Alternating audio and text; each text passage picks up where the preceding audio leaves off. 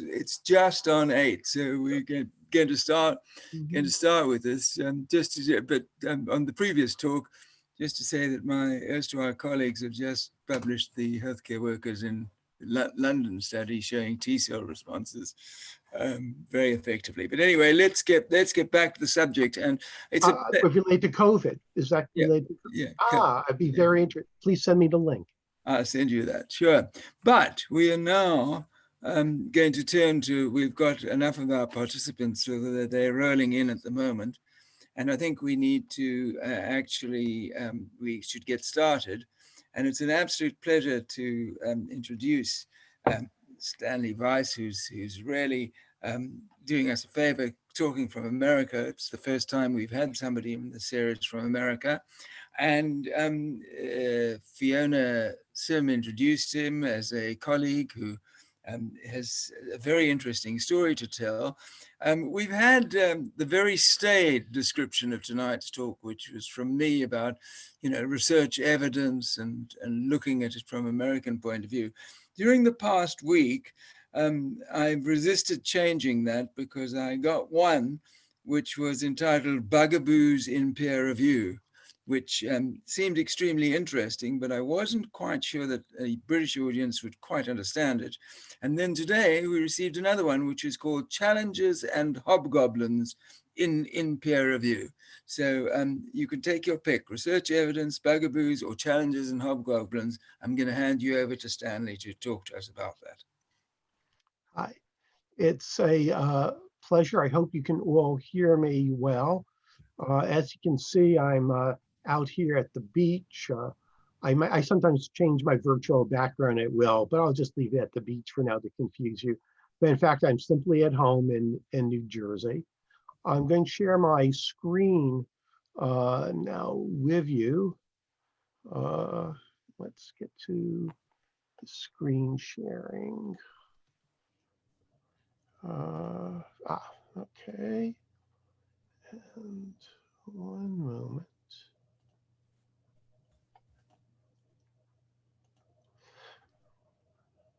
And I'll be very happy at the end to take questions on virtually any issue that's of interest to you. But in particular, anything related to this talk, even if it's just some nuances. So I'm not going to be looking during the talk to the chat screen or questions and answers at all. Look at that at the end. So the title of the talk, since I learned that the original title was confusing in terms of a childish food drink that's over in your country, but not here, to Challenges and Hobgoblins in the peer review process, a focus upon lax and critical reading of supplemental materials and a continuing lack of sufficient statistical review, subtitled Research Evidence, Facts and Flaws. It's really my personal perspective, and I'm an epidemiologist here in the US.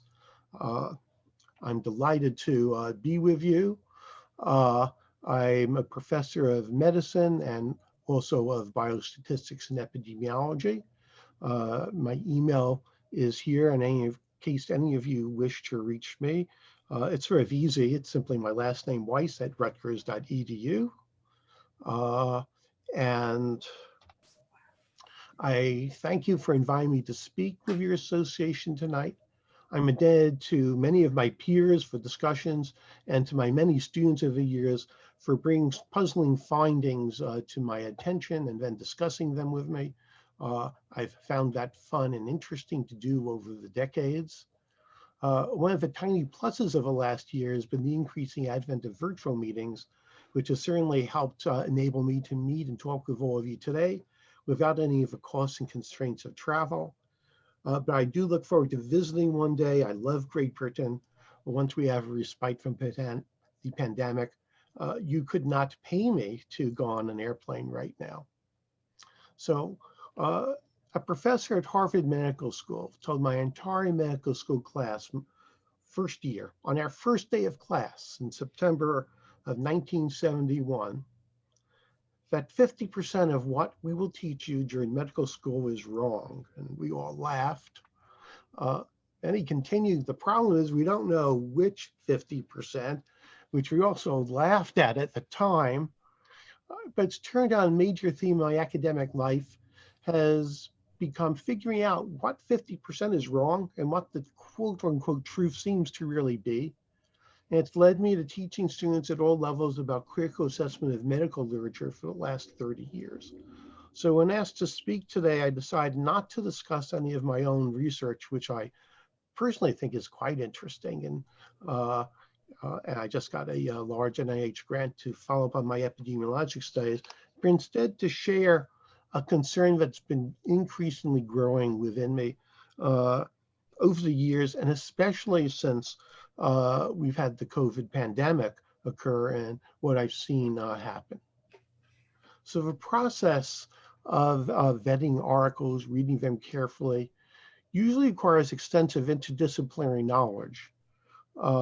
So I've had an advantage working with students and especially fellows and colleagues and calling upon all sorts of expertise to help me understand nuances, which is the only way you can get beyond the gross details and just sort of reading something casually and taking its word for what it says.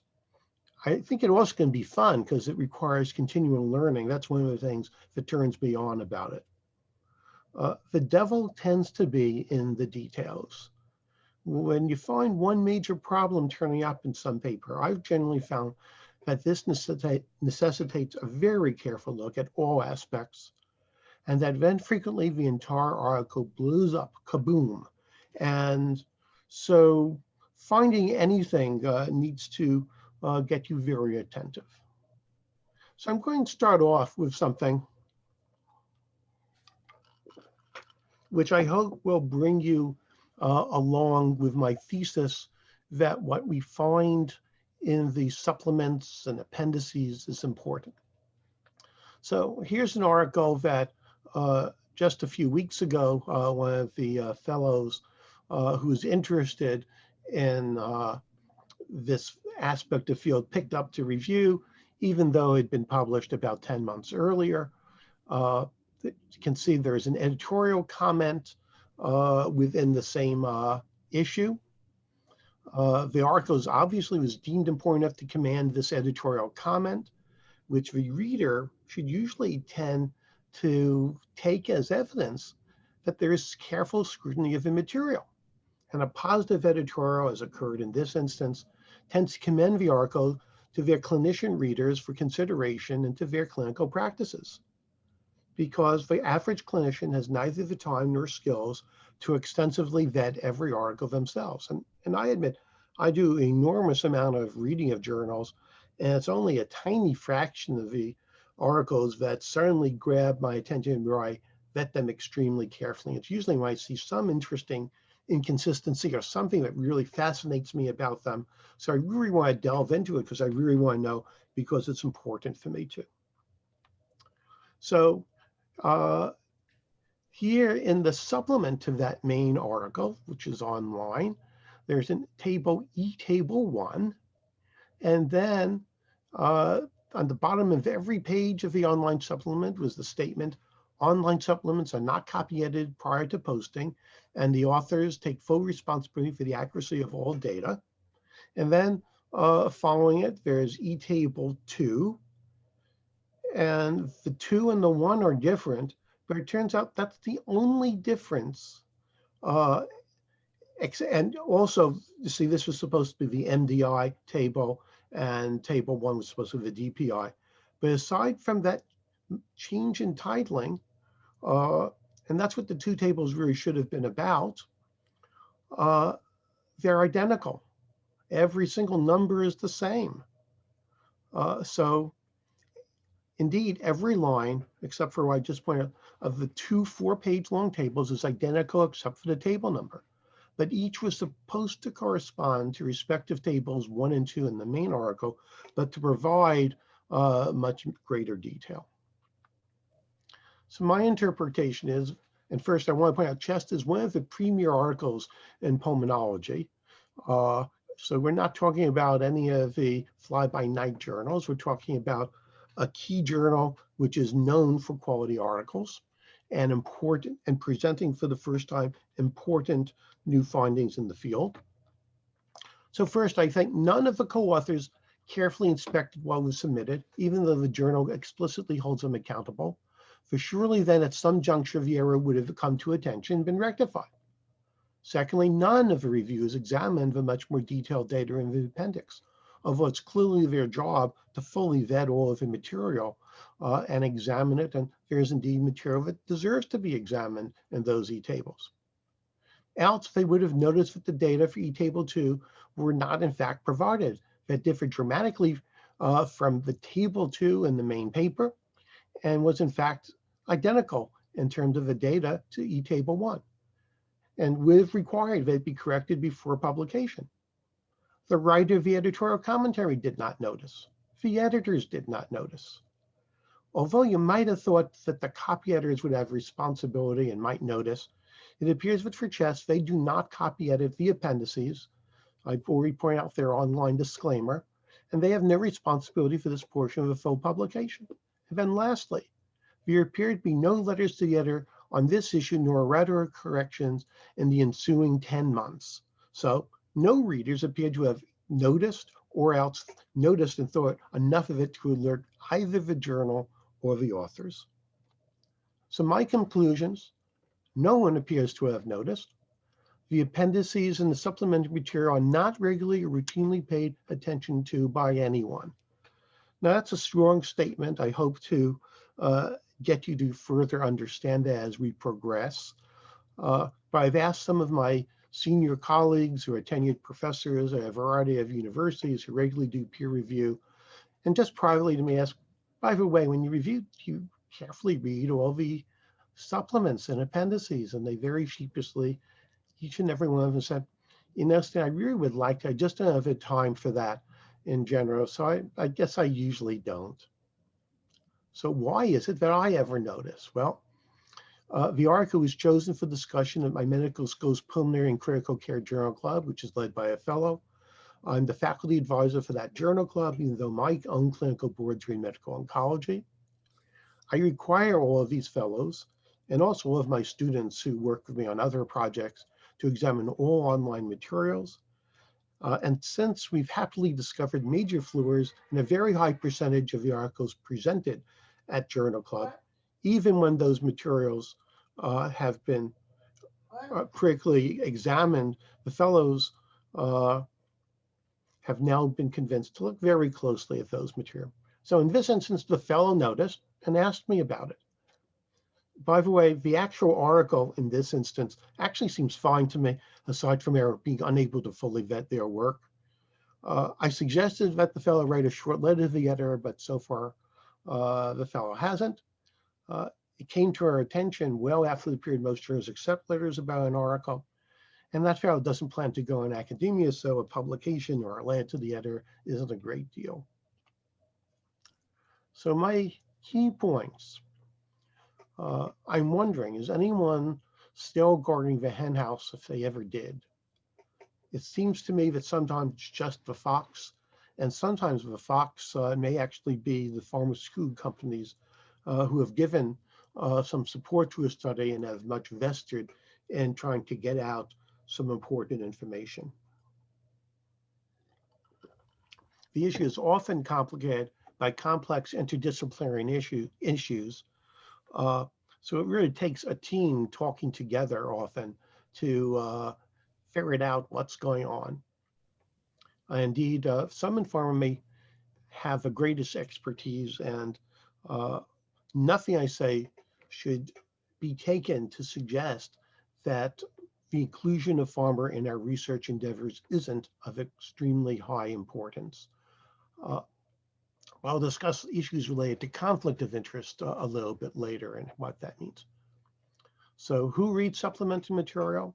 There's clearly some evidence that reviewers and editors aren't doing their job.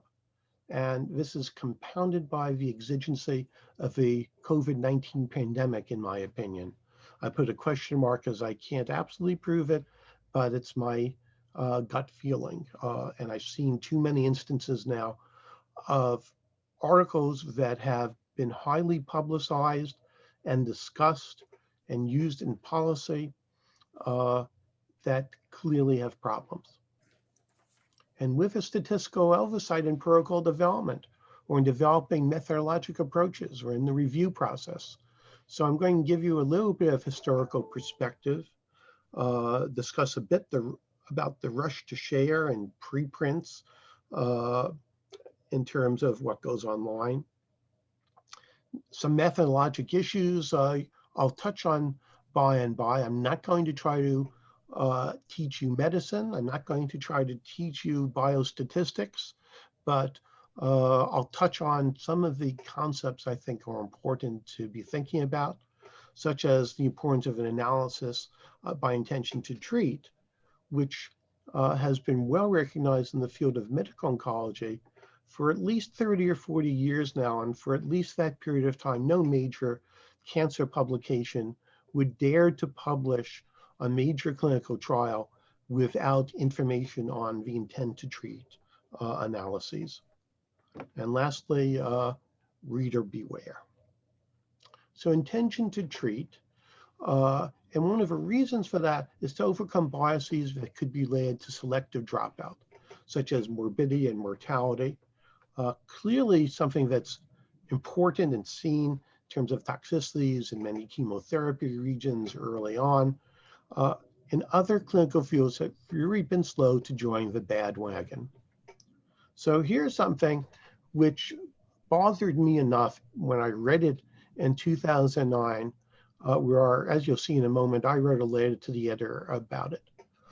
This article in the New England Journal of Medicine was accompanied by 2 editorials in the same issue. It was drawn to my attention because it was publicized on the radio, on TV, in the newspapers.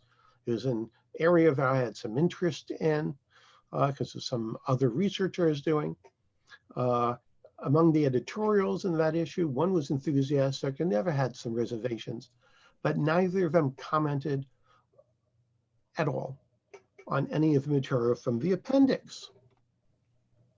So this is from my letter that appeared, and I hope you can see the little arrow that I'm using on screen. And perhaps, David, you can interrupt if you're not seeing that so I know. See that? That this trial was randomized, comparative effectiveness, included patients in the trial, but it was not published in the main article on an intent to beat basis. And that's my first sentence, that trials to minimize bias should do that. And I mentioned that in their supplementary appendix, we discover that the percentage of patients that they were analyzing with diabetes differed, and actually differed significantly in the group they analyzed in the main article. But in the supplement, they had been actually very nicely balanced. And there was a drop off the proportion of patients with diabetes in one of the treatment groups. And there's a clue to that, only one little clue in the entire main paper, which was that there was a large standard deviation in terms of persons in the glucose measurements. And that was a little strange. And when one thinks about it, also they could have been related to the elimination of some of the outliers. So it was enough to want to take a look a little more carefully at the tables which were in the online appendix. And the evidence was that there had been selective dropout, that patients in the niacin group with more poorly controlled diabetes were more likely to drop out of the study than the ezetimibe group. Well, since people with diabetes can have worse cardiovascular outcomes, which is what they were measuring something related to, then that's really very important in terms of disparity into 2 groups. because there's a different risk profile. And if you selectively drop out people who are sicker from one group, it wouldn't be surprised if that group, which is healthier, then does better and bias. And it's when I shared this analysis with some biostatistician friends of mine, they thought it was marvelous. They said it was a classic example of the bias of not analyzing on the basis of intention to treat. The authors didn't particularly like my letter. So another issue that's important is the potential for conflict of interest. You may need to look at multiple portions in order to ferret this out. Journals now generally require disclosures from authors, but in and of itself, that does not invalidate an article. It's interesting that few journals require similar disclosures from reviewers or editors, and the standard blind means that neither the authors nor the reader may know about any potential conflicts of interest. Well, that came up when a number of years ago in examining material and developing a position paper for an international consortium related to asbestos, we discovered a bizarre statement that was pro-asbestos and what otherwise appeared to be a sound article. And we spent a fair amount of time investigating this because we were very curious and we were very surprised.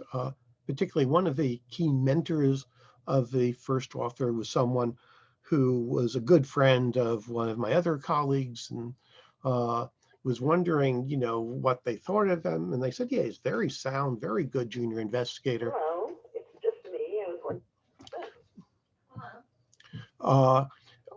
And on investigation, we learned that the section where they appear had been added by this author verbatim from reviewers' comments.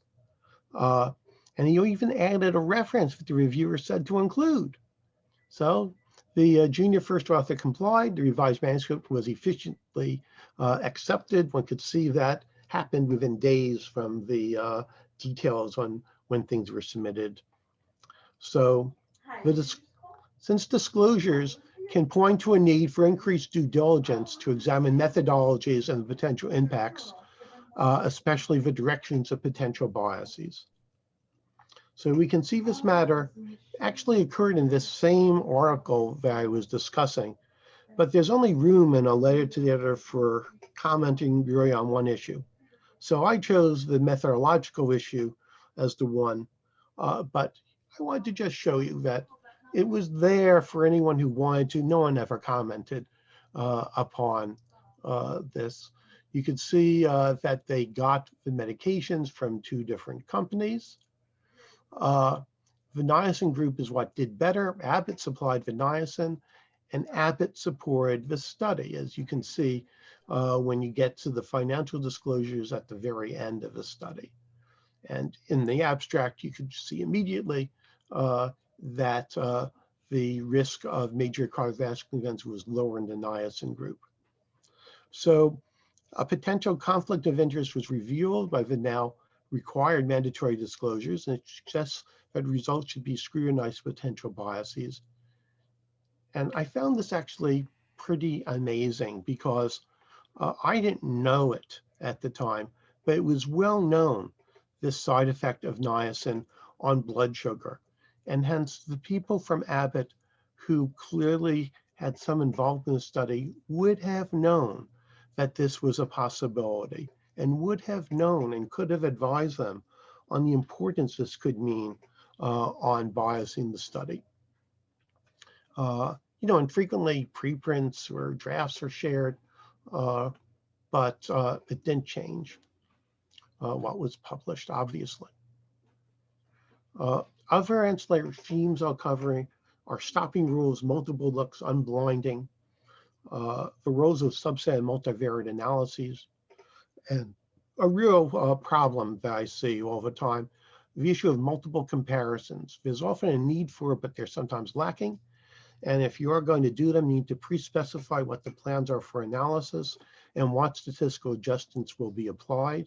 There's an article I'm going to show you in a moment that showed that many people did multivariate analyses wrong and overanalyzed data, ignored other problems. And sometimes I think this issue of multiple comparisons is deliberately ignored by some people who almost surely know better. And you'll see that in a major article I'm going to discuss about remdesivir, which came from the leading people at NIAID. And then, of course, misanalysis. So here's the article I wanted to point your attention to from 1993.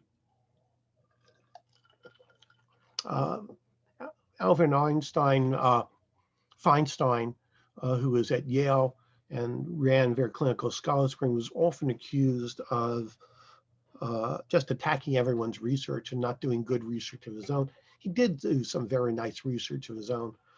I followed what he's done very closely. I almost did my fellowship not at the National Cancer Institute in clinical oncology and epidemiology, but instead with Feinstein's group. But I already had this bent already, and I realized, given what some people I learned thought of him in the field, I might go a little bit too far over if I was training with him. And I'm very happy how things worked out and where I went. I got enmeshed in the early days of the AIDS epidemic. So the purpose of this article in the Annals of Internal Medicine was to review some principles of multivariate analysis, to examine the application of statistical methods in general medical literature. And what they did was draw things from the Lancet and the New England Journal of Medicine. I could see why they might not send this article to either of those two journals, given what they found. They identified a number of articles, did a random sample, and looked at some specific statistical issues only in terms of the purpose of this paper. And they were concerned about how things might affect the accuracy and interpretation in multivariable analytic results. It was done over a period of more than 4 years of articles, a period when the frequency of citation and use of multivariable statistical methods had increased annually from 10% in 1985 to 18% in 1989. And in 44 of the 60 articles, or nearly 3/4, they found issues related to some of the estimations from what was done. Among those were violations and omissions of methodologic guidelines in many of these articles, such as overfitting of data, no conformity of the variable to a linear gradient. In other words, there was violation of the underlying assumptions of the statistical models they were using, and things like unspecified coding or selection of independent variables. And that occurred in 84% of these 44 articles. So it was not uncommon, and the problems would make the reported results potentially inaccurate or misleading or difficult to interpret, and certainly would make it impossible for any careful reader to fully interpret the article and have full confidence in it. The conclusions which they published in 1993 suggest the need for according to the authors, for improving the reporting, perhaps conducting of multivariable analyses in medical research. Several major journals took this to heart and greatly enhanced their procedures for statistical review of submissions. I would posit to you that the level of biostatistical review right now is once again lacking, if indeed it ever really came up to snuff. So here I'm not going to give you my own comments, and for good reason, because I haven't read the original articles and protocols either thoroughly or at all related to most of these vaccine trials. But online in Wired just a few days ago, Hildur Bastian, a reporter whom I don't know. Oh, and I need to point out, November 25th, 2020 is when this appeared online. In the US style, it differs from your country. We put the month and then the day. So I have a bunch of slides where you'll see month, day, year. So you may think that some things are out of sequence, but keep in mind that the month is first. So this reporter said last week, Oxford AstraZeneca published some results from some early results in the UK trial, included a trial protocol, attaches an appendix, and somehow that reporter dug deep, or had someone who dug deep for them into that document, and apparently overlooked by the other reporters and commentators was what she said was an eyebrow-raising suggestion. And the section marked interim and primary analyses of the primary outcome. There is a plan to combine and analyze data from 4 clinical trials, only half of which were in phase 3. And each of the trials was carried out in different ways on 3 different continents.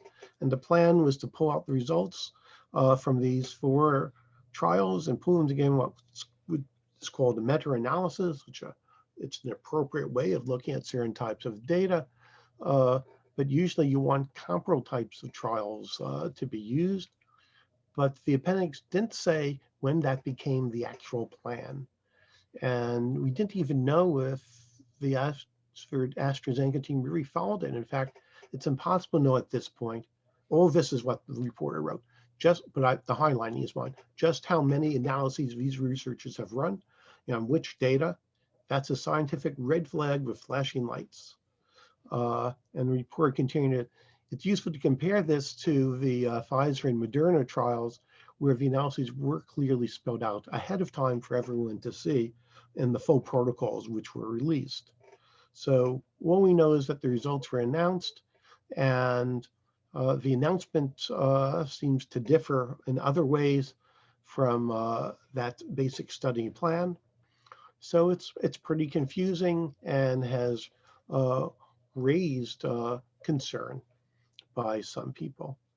So I'm not going to further discuss during my talk of the various vaccine trials, but I've been following many of them pretty closely, and we can do that in the Q&A. So a different reporter mentions the next day that the quote-unquote mistake could lead to problems in the approval process. And it seemed that a batch of volunteers were accidentally given half doses in the first of the 2 doses of vaccine. And it's really kind of puzzling. So that was in 2,300 people. And it seemed like in that 2,300 is where they had the highest efficacy. And you might have thought that getting 2 full doses might have had higher efficacy, but it was reported with lower efficacy. So we don't quite know where things are headed. And the other issue that some people have brought out is we're sort of lucky that the other 2 vaccine trial results, which had about 95% efficacy, came out first to really boost people's confidence that a promising vaccine was going to be coming.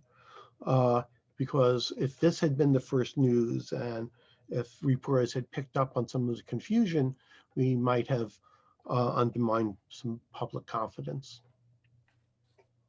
So right now, we'll also find that many articles are being released online prior to peer review.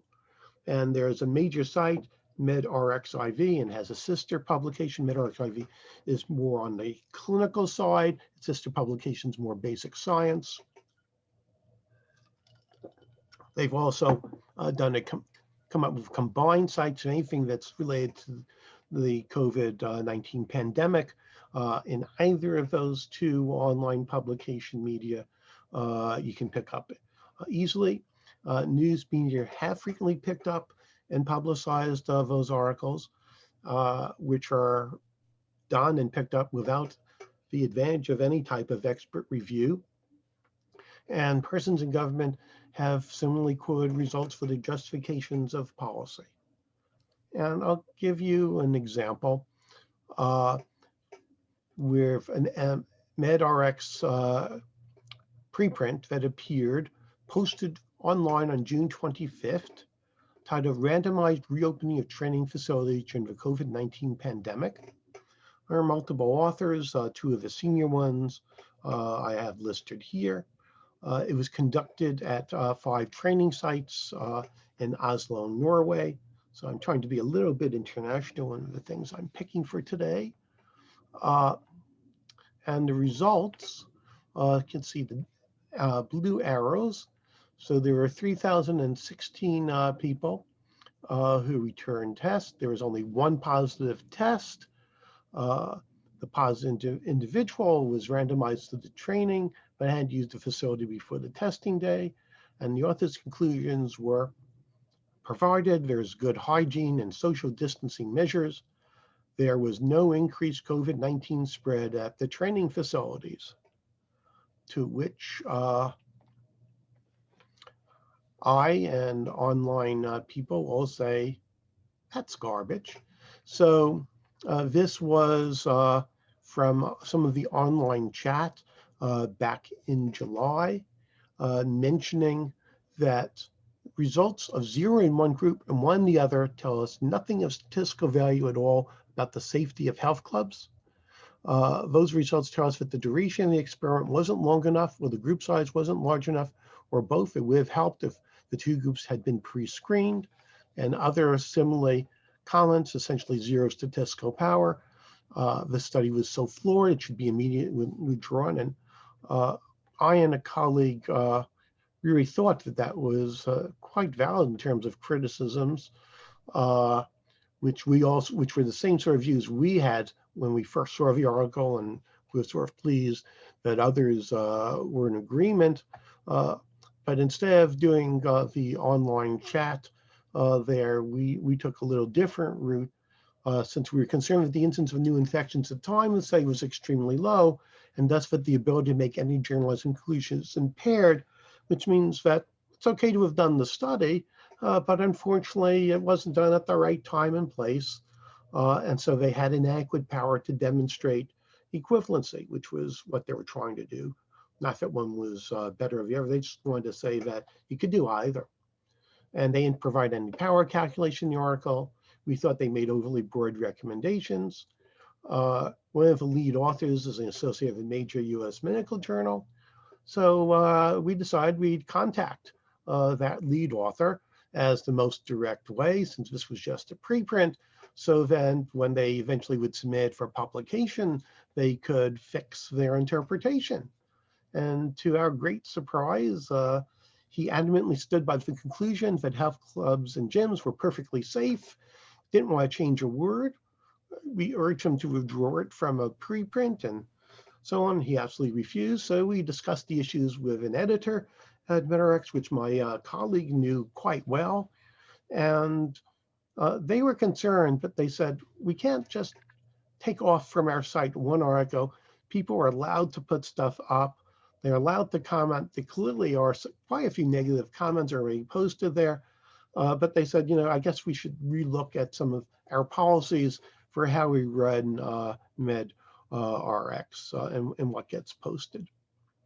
So, and I've heard from others, some reporters in the press, who've wondered, could someone put together a system where you could have a rapid review expert team to whom they could turn? Because within a very short period of time, they really need to not sit on things, but to write their article and put it out there. Because if they don't, others who are probably less skilled and less careful and less attentive than they are going to. So they can't just ignore it and keep waiting. So I'll take my next pot shot here at the US. So the preliminary report on remdesivir for the treatment of COVID-19, which was done by an international group of investigators. It was a large trial, as you'll see in a moment, with preeminent people in their field. The reprints into the first offer was to Dr. Beagle, and the senior author is H.C. Lane. That's Cliff Lane. So Cliff Lane has been the right hand of Anthony Fauci, whom all of you know, since at least the early days of the AIDS epidemic. And Cliff Lane I got to know very well. He's a brilliant scientist, empathic clinician, very reasonable guy. And and I can tell you that when I was there at NIH in the 80s, he answered his phone as Dr. Fauci's lab. And at least the last time I rang his line, which was 2 or 3 years ago, for some reason, he still answered at Dr. Fauci's lab. So they're clearly tight. And he's clearly one of the leading investigators in the field. I mentioned that, and this appears in the New England Journal of Medicine. The article is 12 pages, and there are two things online: a 32-page supplementary appendix, which they stated was provided by the authors to give readers additional information about their work, and you can see it was updated on May 26th. So a few days after the article appeared, they made some change in that appendix. I don't know what it is. And there's a 367-page protocol. So you've got on the order of 400 pages of material on something which everyone wanted to rapidly see the light of day. They state they conducted a double-blind randomized placebo-controlled trial. That sounds great. It had to be, they did, in adults hospitalized since the medication is given intravenously. And they're randomly assigned, and their primary outcome was time to recovery, defined by either discharge from the hospital or hospitalization for infection control purposes. A little bit odd in some ways, I think, since mortality is an important issue that you'd think they should look at. They state that in their methods, it was powered to have at least 400 recoveries, and that the study was stopped early when the Data and Safety Monitoring Board noted 482 recoveries. And at that time, if they decided they would stop the trial, treating physicians could request treatment data to find out whether or not their patient had been given a placebo, and if so, they then could administer remdesivir if they felt that was indicated. So there was early unblinding of the study, which also means that since some of the people had not yet completed their course of therapy, some of the therapy might have been changed.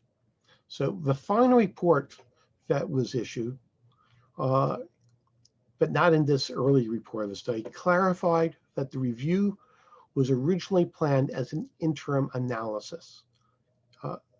The early report that came out in May really didn't explain clearly how the study could have been stopped, because remember, it's a blinded study. And so their statements about which they said they stopped it because the remdesivir group had done better couldn't have been true if it was blinded. But what really happened was they'd had a rapid pace of enrollment. The review occurred after completion enrollment, but we'll thought it was still ongoing. And when they unblinded it, they found what was to them an important finding, that there's a shortened time to recovery in the remdesivir group. There were quite a few serious adverse events. And their conclusion was that it was superior to placebo in shortening the time to recovery in adults.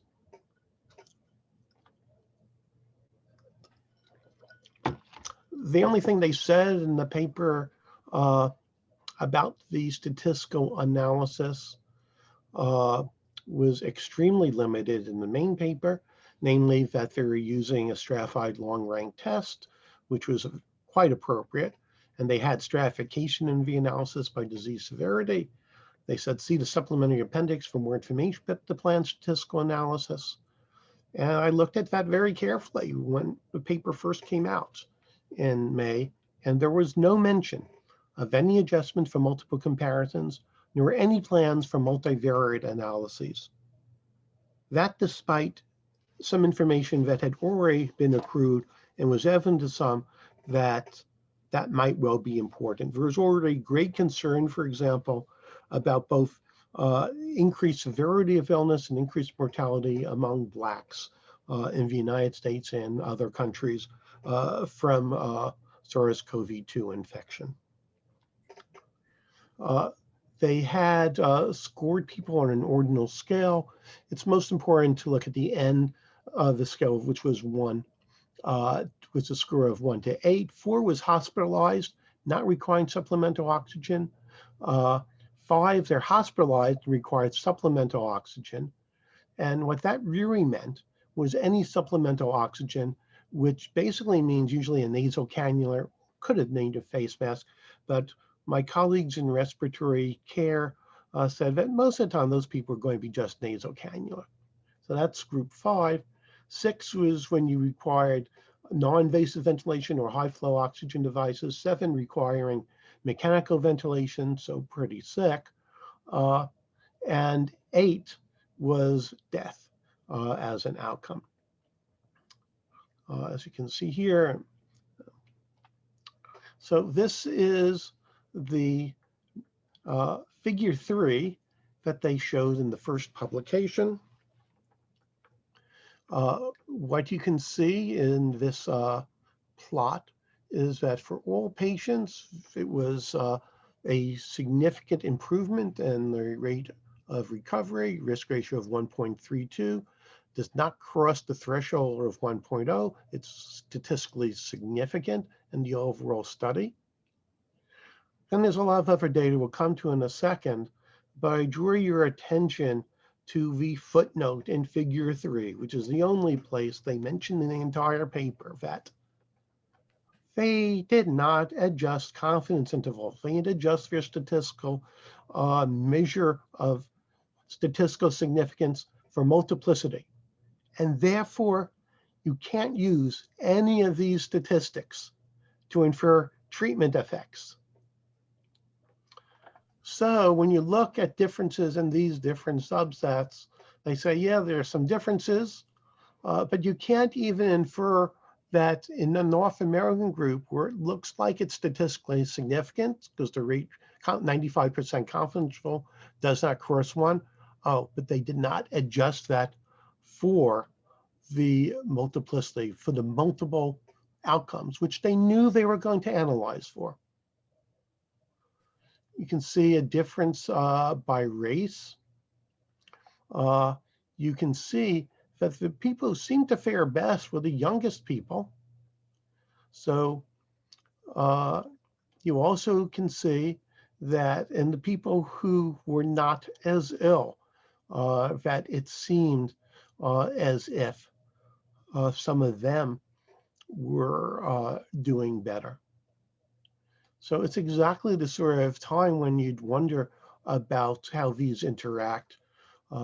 There's many reasons why we would think that, for instance, Blacks were tending to come to the hospital later on in terms of their lack of access to care through our medical care system and its lapses, so they'd be more advanced when they'd come. And so that might be why they didn't seem to do quite as well. There's no commentary by them in the article about any of these issues. They stopped it because the overall result was statistically significant.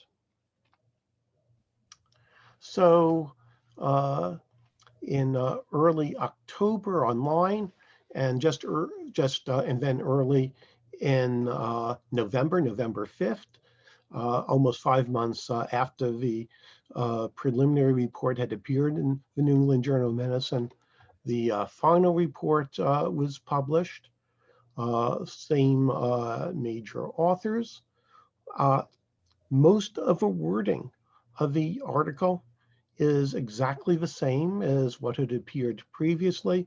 The numbers have changed because they've got more complete data because they had the follow-up now on all those who had been enrolled. The look of their figure 3 is very similar. The comment on it is exactly the same.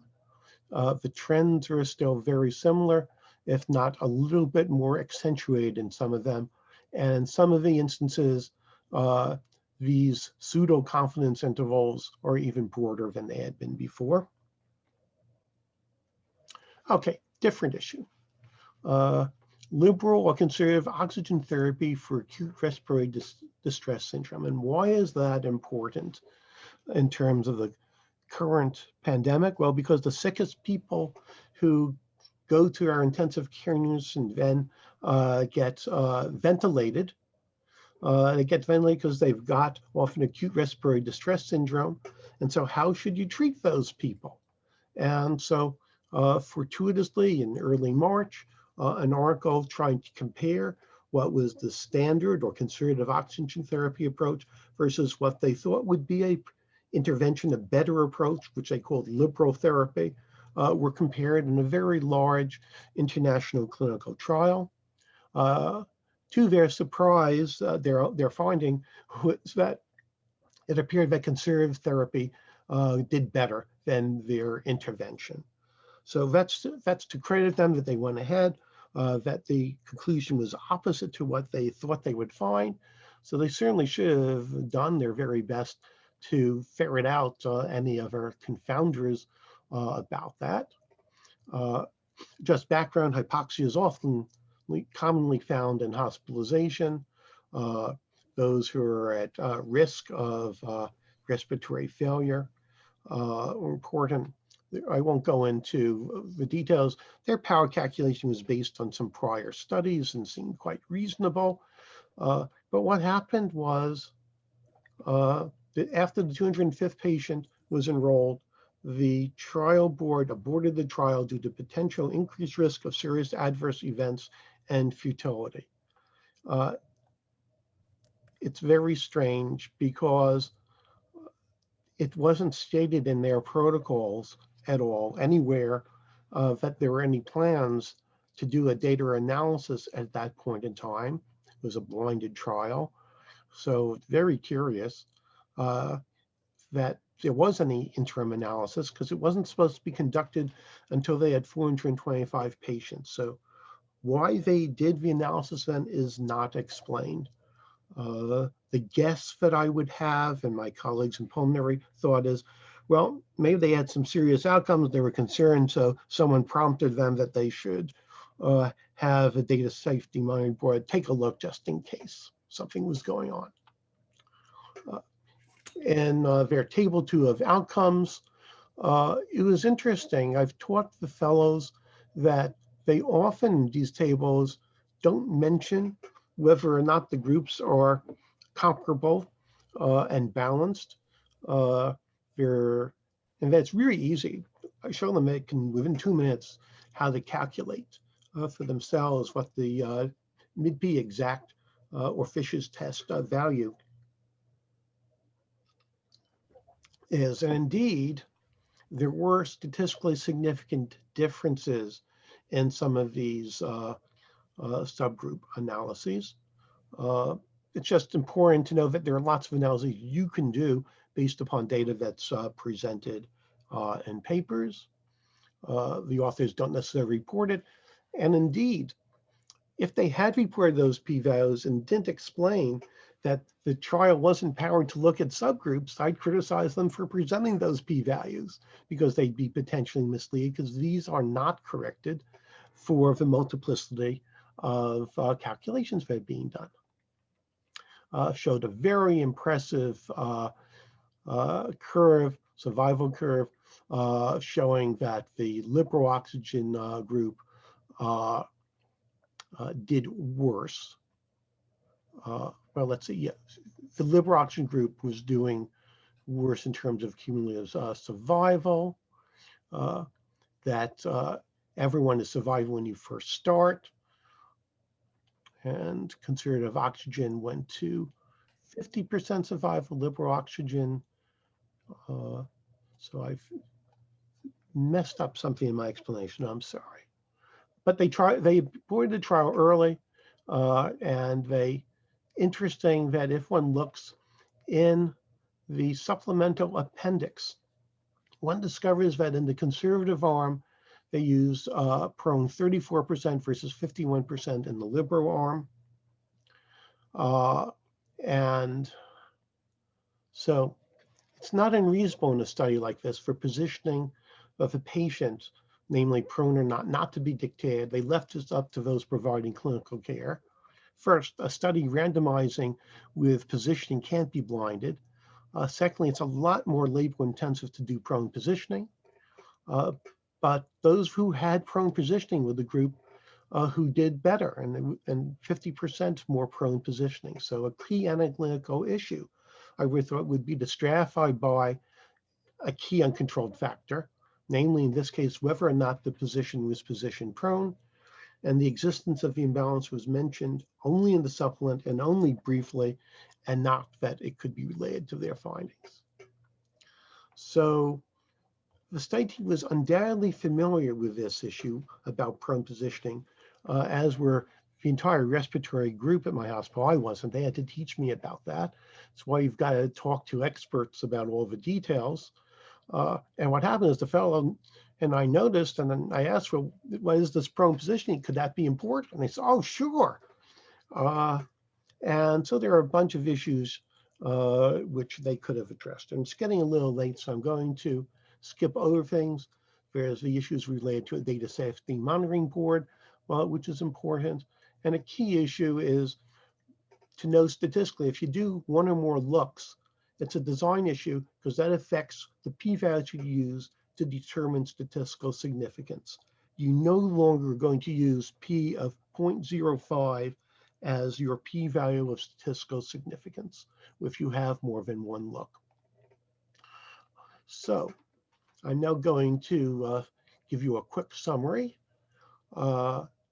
I think that article supplements and appendices can contain critical information, that they're valuable to understanding to whom findings may apply, as both with respect to vetting and the article and whether or not the treatments really work, that inconsistencies occur not infrequently, even in published peer-reviewed material. Our progression of scientific knowledge built upon replication of novel findings is strengthened when various methodologies are applied and different populations examined. But publication does not mean there aren't flaws in what's published. Pre-publication postings can be especially fraught with problems, and these can be extremely important, indeed sometimes invalidate analyses and conclusions. So in the example I gave you about the gyms and that they weren't increasing risks, that was used by many governors in states in the United States to reopen the gyms without having really much in the way of any precaution. Just said, it's been demonstrated that it's perfectly safe. We can just reopen them. In some states, they put some distancing things there. So reader beware. The COVID-19 pandemic has fostered a need for urgency in publicizing findings. We'd all agree on that. But I'm concerned that some of the shortcuts that are being taken are not positive developments, especially when there's less rigor in study design or analysis. And I've touched before on the whole issue of conflict of interest, which has become a topic of continuing investigation.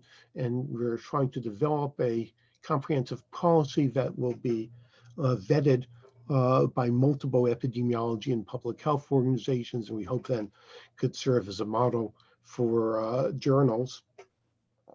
But I think that's only going to matter if all those involved in peer review pay close attention to the nature of potential biases, and I don't have perfect confidence in that. So with that, I'm ready to take some questions, and I'll attempt to give you an answer. I will not tell you something I don't know or think I know, but you certainly should feel comfortable in taking issue with any of it. Well, thank you very much, Phil. I've got some questions already ready for you. Well, one is that your conclusion from the remdesivir is that there isn't as yet a remdesivir trial that shows that it's effective. Is that the take-home message about that? So when that first article came out, my prediction to colleagues was I thought it would be particularly useful in those with early disease. that I believe that it was a big enough study, and if it had done right, that we might well have been able to prove in a multivariate analysis that that was a major factor. And so I think using remdesivir in those people, I thought would probably be a very good idea. I thought it could shorten the course of stay, and we need to empty people out of our hospitals as much as we can because we're going to be overloaded. It was predictable that we were going to have surges in this pandemic. And so therefore I thought that licensure of remdesivir would make great sense. I was very concerned that it didn't seem to do much, if anything, in people who were older, which includes me, and that didn't seem to do much in those who are most severely sick. So I don't think the drug should have gotten such great emphasis as the dear and fortunately soon to depart from office President of the United States said what a great advance we had. I think the president really pushed everyone to get results out. I think the pressure was clearly on Fauci and his group to get their trial results out. I think they did a incredible job trying to get that awfully quickly. When you look at the dates, they clearly did an enormous amount of work and did it pretty well. But they fell short, I think, when they designed the original protocol and this international protocol. Later results on remdesivir have been even more murky. I still think it has a role, but it's not a cure, and it's a limited tool in our set of tools. Right. There are some things that have come forward which look, I think, very promising. So I think we've had vast. In fact, one of the things I said from February and March was actually the fact that one of the reasons we needed to dampen the curve was so that we'd learn how to treat people. So that when more people got sick, we could treat them better. And there is evidence that survival is better, that particularly our supportive care is better. And some of the other medicines and approaches we're doing, I think, are beginning to work. So I don't count all of remdesivir out, but much less than it would have gotten his attention when the May article came out. We've got a question about one of the others then. Nicola Marks wants to know that Regeneron was the recombinant, the antibody treatment. The first publication of that was a company financial release submitted to the FDA, but it was a company financial release. Is that correct? And could you comment on that? So I haven't personally vetted the Regeneron data, and I have to disclose a potential conflict of interest. I invested in a number of biotech companies, including Regeneron, about 2-3 years ago, after I'd heard some talks by their CEOs at a biotech conference. So I do have some investments in Regeneron. That said, it really sounds very promising to me in terms of what I've heard from some clinicians. And even if there are conflicts of interest, it doesn't necessarily mean that the drug isn't any good. You just need to take a more careful look at that data. And there are a lot of reasons why the approach they took really was quite promising. They understood at their company the nature of different antibodies. And that's been an issue of concern to me. In fact, I wrote an article that was published in a journal about the difficulty of interpreting antibody test results and their implications on therapy and so on. Well, it's clear that Regeneron, well before I ever wrote that article, they were aware of that because they were looking at the nature of how different antibodies function in various models. And they then picked antibodies they thought would be most efficacious in terms of helping to blunt the viral infection. So I think there are a bunch of good scientists there. We'll have to see how well it really works. It's clearly not a cure. People are still infected, but it may well change the rapidity of progression. There is some evidence from, again, tidbits of data from them. I don't know if it would be sustained, but it won't surprise me if it is, that those treated earliest on had the best response, and those late on in disease didn't respond at all. In fact, what we know about the nature of the changing underlying immunologic responses to the SARS-CoV-2 virus is that they seem to be very different from what happens very early on and what occurs later on in the lung, where in particular an overly exuberant process has been set upon and leads to lung tissue destruction. So it's not that surprising that if that's the case, that late in disease, that it might not be effective. But how to determine who's early in disease, who's late is really hard, because it's not immediately clear either from an exam or a chest x-ray or a CT scan, nor even doing MRI scans, exactly what's going on, because there's a difference in lack of concordance between each of those different clinical radiologic findings and how people seem to progress and what's going on immunologically that we're still a little teasing out. There's one, Stephen Herman's got the one key question. If you were offered a vaccine, would you have it? And any idea of which one? So the answer is, I hope to absolutely have one. I can't imagine my being willing to take a vaccine until at least March or April. And why is that? I am extremely concerned about the mid and longer term immunologic impacts that the vaccine might have and what the late toxicities might be. And until I see longer term toxicity and safety data for a totally novel drug, and when I say totally novel, is the two candidates leading the race in the United States right now are both based upon a new methodology on RNA that's never been used before. And so it's very hard to be certain and predict what's going to happen. So I'm going to continue to shelter largely in place. I haven't gone inside a restaurant to eat since I think around March 1st or March 2nd.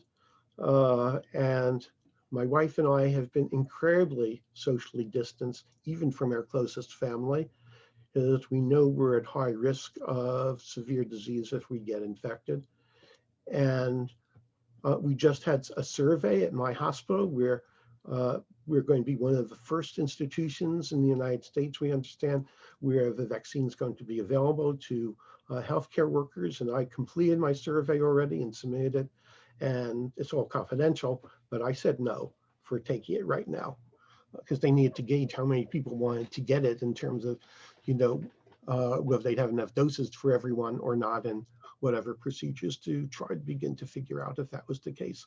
I absolutely hope to be able to take it in March or April, and that by then we would have sufficient follow-up data released to make me and others comfortable. For people who are at highest risk of contact, which is not me, because I'm not taking care of patients, I'm not going to the intensive care unit. So I have the ability to work virtually and like we're doing today. And so I can do that. But if I had to be on the front lines and I hadn't yet been infected, my story to you would be different, because then my risk balance has to be very different. And in that situation, I probably would be one of those who took it for fear of getting infected and hoping that the results and safety turn out to be pretty good. And it was sort of very nice to see in the early report on one of the two vaccines, I think it was the one from Moderna, that no one had died among the people who got COVID infection and had received the vaccine. On the other hand, I think it was only on there of about a dozen people who had gotten infected. So if you do a quick calculation on that, you could always do this. If you have an observation of 0 and an N, then basically the upper 95% probability on that, the confidence interval on that 0 observation is approximately 3N. So if you had 12 people in the trial and you had 0 observations, the could be as high as 36% as the upper confidence bound. So That's pretty high. So we really need more data to truly be comfortable about that. And it's some of the publications I've seen, people are ignoring and not doing those types of additional statistical analyses. They say, oh, this is statistically significant or not, but they don't realize that there's a sensitivity analysis you might make where if one person got changed, how that would change the results. Or in this instance, if an observation of 0 out of about a dozen doesn't give you great confidence that something's perfectly safe. You hope it is. It's certainly nicer to see 0 than if you'd seen 50% or some high number. And certainly 0% is far better than the percent of people who had progressed to severe disease among those who did not get vaccinated. And the other question is at a different level before we let you retire is, what's the risk of traveling by plane then at the moment? Do you think you should be traveling on a plane or not? So I personally would try to avoid it. So here's what we know. About a decade, maybe it was 12 years ago, there were a few instances of spread of respiratory pathogens, which they linked ultimately in their outbreak investigations to clearly have been, they thought, transmitted on the plane themselves. And that led to an expert set of panels, including experts in environmental engineering and air exchange, about what the airlines should do, and it led to a radical revision by the airlines. They instituted HEPA filters routinely, and they zoomed up on the rapidity of air exchange on the planes. So that sounds really good. On the other hand, if you got someone sitting next to you, for the adequacy of that type of air exchange, that's good because it's not going to spread to the whole rest of the plane, but you're at risk. There's no question you're too close. You're not 3 feet, you're not 6 feet, and we may well need to be 10 feet from some of the mathematical modeling that's been done to have reasonable safety. It's really hard for an average person to wear a well-fitting, high efficiency particulate filter mask like an N95. In fact, that's not what's recommended for people. And if you do wear it and you have any respiratory conditions, you may not be able to wear it very long, certainly not the length of most plane trips. And keep in mind, you also have decreased oxygen tension because they've adjusted you to the higher altitudes that you travel at. So I don't think we know exactly how to properly mask people and do air exchange. So I'm a bit scared of all those issues. I think it's nice when I hear of an airline which is still keeping the middle seats empty. I don't know for sure if it's true or not, but in one article I read online recently, it said only Delta was still doing that. Well, I guess I'd be more comfortable traveling on Delta than other airlines, or at least to have that middle seat empty. Now, if I was traveling with my wife, okay, well, she could sit next to me in the middle seat, and then we could leave the aisle seat empty to give us a little more distancing. You're still pretty close together. People might be close together, and I'm even perhaps more concerned about this in the airports. Keep in mind that you have lots of people working there who are in close contact, close proximity to a lot of people every day during the course of their shifts. So I'm not sure, whether they have adequate procedures to help vet those people.